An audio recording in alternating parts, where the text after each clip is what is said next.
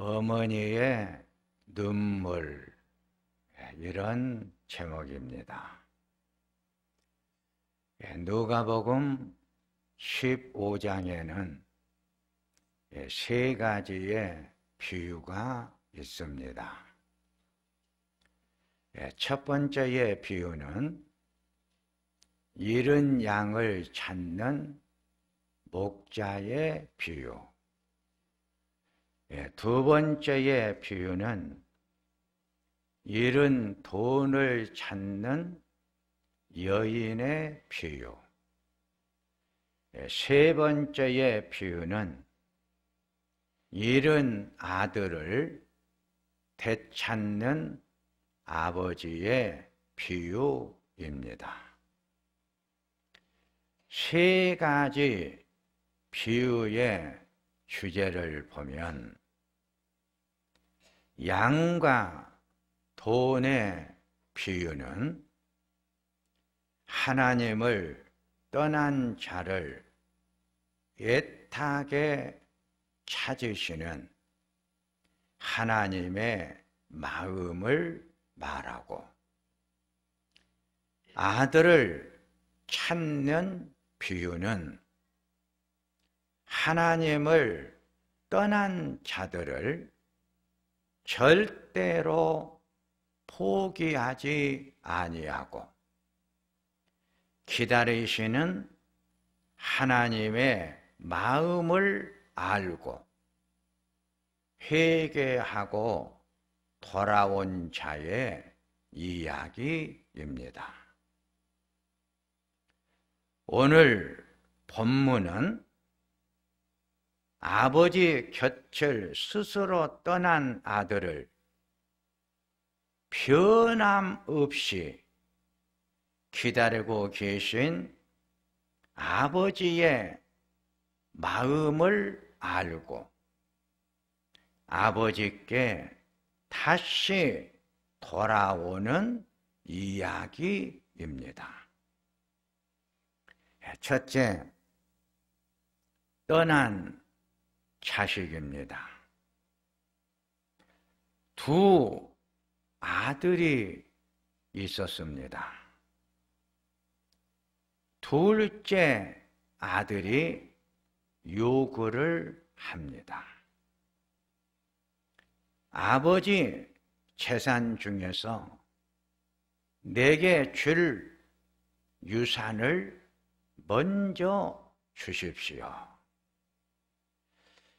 신명기 21장 7절 말씀을 보면 유산은 부모의 임종이 가까이 다가왔을 때 주는데, 둘째 아들은 아버지로부터 받을 유산의 3분의 1을 받게 되었습니다. 누가복음 15장 13절을 보면 둘째 아들이 유산을 받아가지고 먼 나라로 갔다고 했습니다. 먼 나라로 갔다는 원어의 의미는 하나님 아버지로부터 멀리 떠나갔다는 말인데, 하나님 아버지와 아들의 단절된 거리가 길다는 것을 말하고 있습니다. 둘째 아들은 아버지로부터 받은 유산을 쾌락 추구에 다 사용을 하고 궁핍했다고 했습니다. 육체적 쾌락은 영적 빈곤을 줍니다. 육적인 쾌락의 결말은 비참함입니다. 본문은 둘째 아들의 비참한 모습을 표현을 하기를 돼지가 먹는 먹이로 배를 채우고 있다고 했습니다. 보통 짐승과 같은 사람을 가리킬 때 개, 돼지라는 말을 씁니다. 개를 영어로 독, 지, 오, DOG라고 하는데 이 DOG를 거꾸로 읽으면 GOD, 하나님이 됩니다. 인간이 하나님의 곁을 떠나간 거리가 길면 길수록 돼지와 같은 삶의 자리로 추락한다는 뜻입니다. 둘째 아들은 먼 나라로 갔다고 했습니다.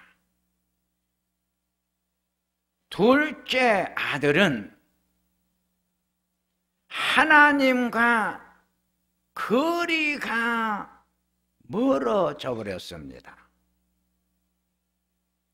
하나님으로부터 멀어지면 멀어질수록 그 사람은 모든 사람들로부터 사람 대접을 받지를 못합니다. 둘째 아들이 누구입니까? 누가복음 15장 18절을 보면 내가 일어나 아버지께 가서 아버지, 내가 하늘과 아버지께 죄를 지었습니다. 이 아들은 아버지께 고백을 합니다. 내가 하늘과 아버지께 잘못을 범했습니다. 이 말의 깊은 뜻은 유대인들에게 하늘은 언제나 하나님을 상징했기에 하나님 아버지 곁을 떠나 믿음이 상실되어져 가는 하나님 아버지께 잘못 살아가고 있는 자의 모습이 바로 둘째 아들의 모습이다. 오늘의 둘째 아들이 누구냐? 오늘 탕자의 비유의 첫 번째의 초점 관심은 누가 오늘의 둘째 아들이냐 하는 것입니다. 오늘의 둘째 아들은 3년이 넘어가는 코로나19 사태 때문에 교회가 3년 천년이 넘어가는 때까지 멀리 떠나 머물러 있는 자가 오늘날 둘째 아들이다. 신앙의 열정을 잃어버리고 하나님에 대해 무감각, 무관심 속으로 들어가고 있는 성도들이 오늘의 둘째 아들이다. 본문에 등장한 아버지의 관심은 아버지와 집을 떠난 둘째 아들에게 있듯이 목자의 관심도 예배의 자리에 함께 참여하지 못하고 있는 오늘의 성도들에게 있고, 이 예배의 자리에 참여하지 않는 성도님들이 목자의 가슴을 타들어가게 만들고 있고, 눈물의 기도의 제단을 만들게 하고 있다는 것입니다. 빌립보서 1장 8절을 보면 내가 예수 그리스도의 심장으로 멀리 떠나가 버린 성도들을 얼마나 사모하고 있는지 하나님이 내 증인이라고 했듯이 이 목자는 오늘도 멀리 떠나가 버린 성도들을 그리워하고 있습니다. 목자의 관심, 하나님 아버지의 관심, 둘째 아들에게 있다는 것입니다.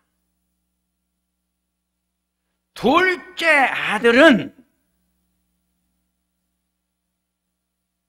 함께 예배의 공동체 안에 머물러 있어야 될 성도가 예배의 공동체를 떠나 세상의 공동체를 만들어 세상 안에 깊숙이 들어가 머물러 있는 성도가 둘째 아들이다. 이 둘째 아들인 성도는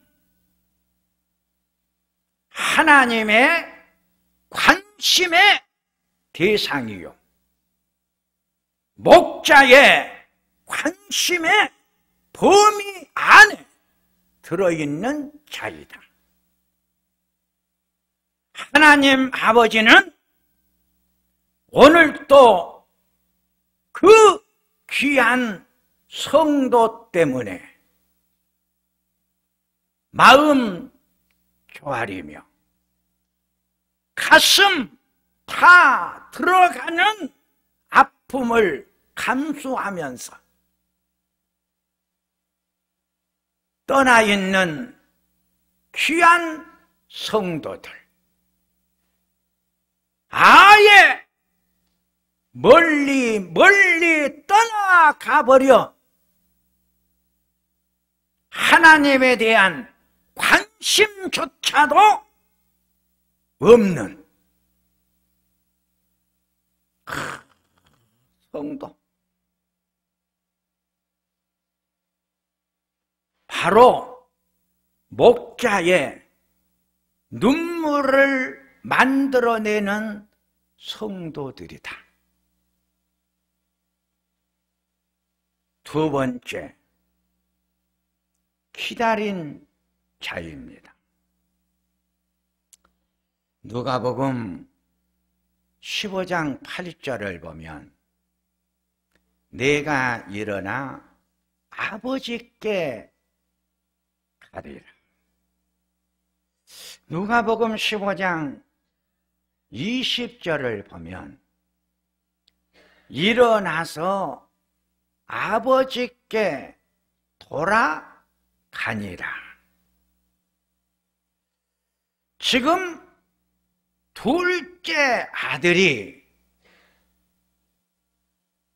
일어나서 아버지를 향하여 돌아가고 있는 모습을 두 번째로 본문은 우리들에게 집중하도록 만들고 있습니다. 하나님 아버지의 관심, 목자의 관심 속에 있는 성도가 내가 다시 아버지 집으로 돌아가리라. 그리고 아버지 집을 향해서 지금 돌아오고 있는 둘째 아들을 잘 보라는 것입니다. 아직도 거리가 먼데 아버지가 그를 보고 측은히 여겨 달려갔다고 했습니다. 아버지는 아들이 돌아오는 모습을 희미하게 보였습니다. 그러나 아버지의 마음속에는 돌아온 아들이 가득 채워졌습니다. 이것이 아버지의 마음입니다. 아버지는 아버지 곁을 떠났던 둘째 아들이 지금 먼 곳에서 돌아오고 있는 모습을 마음속에 직감을 하고 아버지는 아들을 향해서 달려가고 있습니다. 아들은 아버지를 향하여 발걸음이 천천히 움직이는데 아버지의 발걸음은 아들을 향하여 빨리 움직이며 달려갑니다.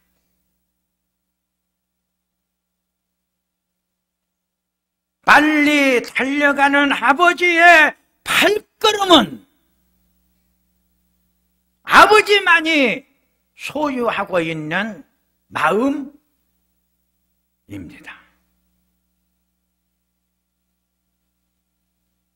본문을 보면 나간 둘째 아들을 기다리는 자를 언제나 아버지로 말을 했습니다. 탕자의 비유에 본문의 말씀을 살펴보면 둘째 아들을 기다리고 있는 자는 아버지였다. 그리고 모든 설교자들이 탕자의 비유에 본문을 삼고 설교를 할 때 아들을 기다리는 자는 아버지임을 부각을 시켰습니다. 성경을 아무리 읽어보고 찾아봐도 본문에 어머니는 등장하지를 않습니다. 저는 오늘 이 탕자의 비유를 깊이 묵상을 하면서 이 둘째 아들 곁에는 어머니가 계셨습니다. 이 둘째 아들에게는 어머니가 분명히 존재하셨습니다. 본문에는 어머니라고 하는 단어가 한마디도 안 나옵니다. 저자 누가는 탕자의 비유를 기록을 하면서 초점을 아버지에게 맞추다 보니까 어머니가 부각되지 못했을 뿐입니다. 나타나지 않는 어머니, 드러나지 않는 어머니, 그러나 이 둘째 아들에게는 어머니는 분명히 계셨습니다. 저는 나타나지 않는 어머니를 생각했습니다. 아버지는 추연이었고 어머니는 초연이었습니다. 아버지는 언제나 밖으로 표현을 했고 어머니는 안으로 표현을 했습니다. 진짜 집을 나간 둘째 아들을 기다리고 있는 자는 어머니였습니다. 자녀는 아버지보다 어머니 가슴 속에 있고 어머니의 눈물이 자녀의 성장에 자양분이 됩니다. 요한복음 19장 25절을 보면 예수님의 십자가 곁에는 어머니가 있었듯이 자녀들 곁에는 언제나 어머니가 계십니다. 십자가에서 고통당하고 있는 아들 예수를 바라보고 계시는 어머니의 마음 속에는 눈물이 가득 채워졌을 것입니다. 속으로 울으시는 어머니의 눈가에는 눈물 방울이 있습니다. 영국의 화학자이자 물리학자인 마이클 패더레이는 어머니의 눈물에는 과학으로 분석할 수 없는 깊고 깊은 애정이 담겨 있다고 했습니다. 미국의 슈퍼볼의 최우수 선수의 영예를 받았던 하인두 워드의 어머니는 한국 여인인 김영애 씨였습니다. 워드 선수의 어머니 김영애 씨는 어릴 적부터 아들에게 삶의 가치를 사람부터 되는 인성교육에 중점을 두었고, 이 교육을 통해 훌륭한 운동선수가 되게 했습니다.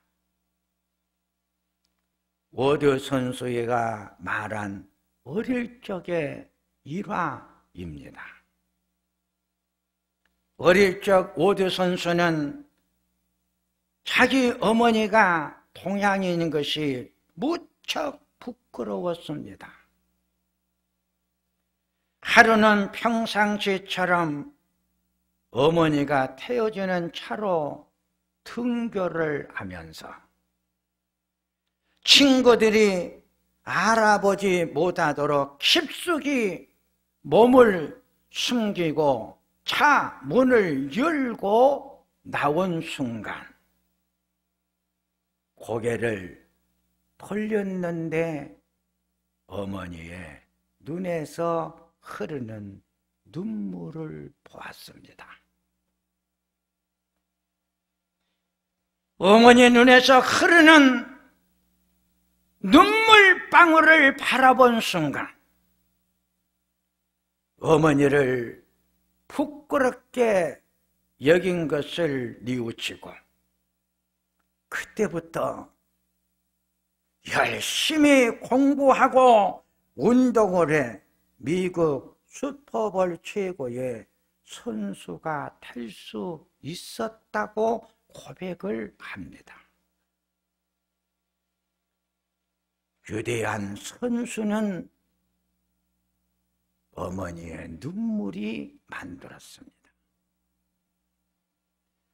그에게 어머니의 눈물은 위대합니다. 박몽월 시인의 어머니의 눈물이라는 시가 있습니다. 해철이를 들긴 하셨지만 차마 종아리를 때리시지 못하고 노려보시는 당신의 눈에 글썽거리는 눈물, 와락 울며 어머님께 용서를 빌면 꼭 껴안으시던 가슴이 으스려지도록 너무나 힘찬 당신의 포옹, 해철이보다 더 강한 해철이는 어머니의 눈물이었다고 했습니다. 최민석 시인의 어머니의 눈물이라는 시 구절을 보면 어머니는 지난날의 설움 다 녹이어 내리시느라 하늘에서 내려온 비 어머니의 눈물이라. 어머니의 눈물은 하늘에서 내리는 비라는 시인의 표현을 보면서 어머니의 눈물은 인간을 기다리며 우시는 하나님 아버지의 눈물과도 같으며 목자들이 돌아와야 할 성도들을 위해서 우는 눈물과도 같습니다. 작은 어머니의 눈동자 속에 흐르는 저 작은 눈물 방울은 사랑하는 자녀들을 성공시키는 영양제였습니다. 성공하고 잘된 자녀들 뒤에는 언제나 자녀를 위해서 눈물 흘리며 기도하는 어머니의 눈물의 기도가 있었습니다. 세 번째, 돌아온 자유입니다. 둘 어머니는 둘째 아들이 돌아오도록 기도의 눈물을 제단에 바쳤습니다. 누가복음 15장 20절을 보면 어머니의 눈물의 기도는 아버지를 밖으로 나가, 아버지가 아들이 돌아오도록 기다리게 만들었고, 멀리 떠났던 둘째 아들이 돌아오도록 만들었습니다. 어머니의 눈물의 기도가 있었기에 아버지도 움직였고 아들도 움직였습니다. 지금 본문의 말씀을 보면 아버지는 대문 밖에 서서 아들을 기다리고 있습니다. 아버지가 아들을 기다릴 수밖에 없었던 것은 본문에 등장하지 아니하고 나타나지 아니하는 어머니의 숨어있는 눈물이 아버지를 대문 밖에 서서 기다리게 만들었고 아들을 돌아오게 만들었다는 것입니다. 돌아온 둘째 아들이 고백을 합니다. 하나님을 떠나 하나님 곁을 멀리 떠나 있었기 때문에 하나님 아들의 신분을 나는 지키지 못했기에 하나님을 섬기는 성도가 아닙니다.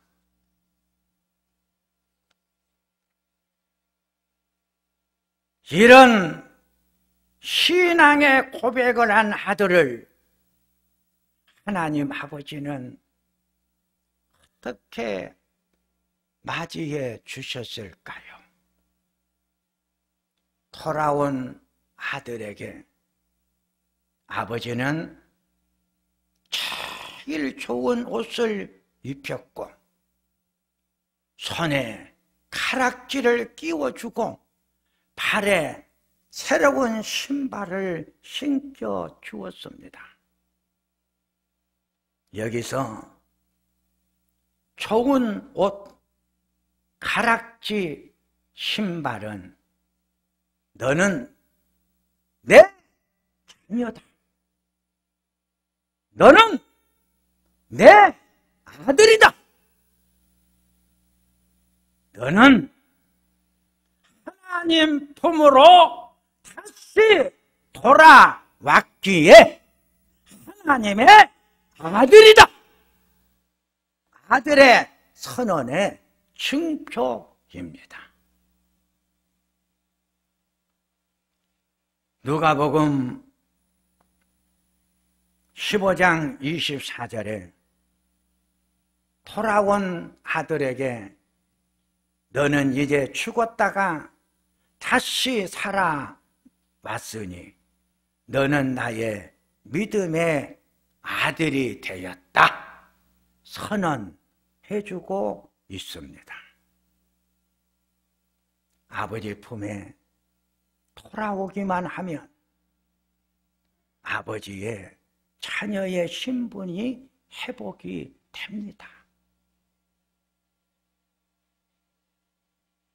하나님의 자녀의 신분이 회복이 되면 누가복음 15장 23절을 보니까 살찐 송아지를 잡아 잔치를 베풀었다고 했습니다.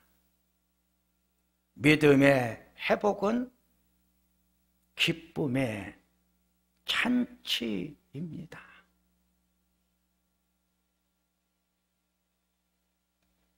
돌아오기만 하면 잔치가 만들어집니다. 기쁨의 잔치, 감사의 잔치, 감격의 잔치가 하나님이 만들어주신 잔치입니다.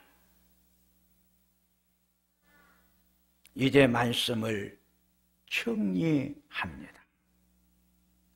큰아들이 밭에서 일을 마치고 집에 왔을 때 잔치가 벌어진 것을 보고 불평을 합니다. 아버지, 집안에 머물러 열심히 살아온 나를 위해서는 잔치 한번 베풀어 주시지 않고 집을 나가 모든 것을 탕진한 둘째 아들을 위해서는 잔치를 베풀어 주시나이까? 아버지의 답입니다. 죽었다가 살아났고 잃었다가 얻은 아들이기 때문이다. 하나님, 아버지, 육신의 아버지, 목자의 관심은 하나님을 떠난 자, 교회가 멀어진 자, 신앙의 열정이 식어져 모든 영적인 감각을 잃어버린 자, 여기에 집착이 있다. 이것이 탕자 비유의 총결론입니다. 사랑하는 성도님들이여, 돌아와야 될 사랑하는 우리 형제들, 돌아오도록 하기 위해서 많이 울도록 하십시다. 우리의 눈물의 기도가 없기에 그들이 움직이지를 않습니다. 우리의 눈에서 그들을 향해서 흐르는 눈물이 있으면 그들의 발걸음은 반드시 움직이게끔 되어 있습니다. 우리 모두 눈물의 기도를 주님 앞에 드리도록 하십시다. 기도하겠습니다. 하나님 아버지, 함께 예배의 자리에 참여하여 하나님을 경배했던 귀한 성도들이 생각이 납니다.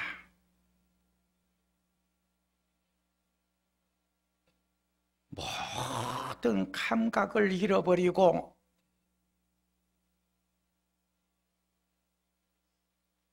세상 안에 깊숙이 머물러 있는 우리가 그토록 사랑하는 귀한 성도가 그립습니다. 하나님, 저들의 마음이 움직여질 수 있도록 아버지를 밖으로 보내고 둘째 아들을 돌아올 수 있도록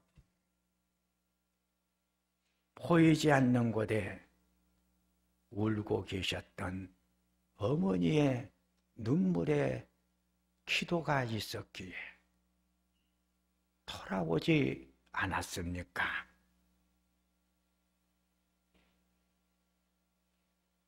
돌아와야 될 성도들을 생각하면서 나 자신부터 울지를 않고 있사오니 성령님이여 나로 하여금 울 수 있도록 내 마음을 감동감화 시켜 주시옵소서. 예수님의 이름으로 기도하옵나이다. 아멘.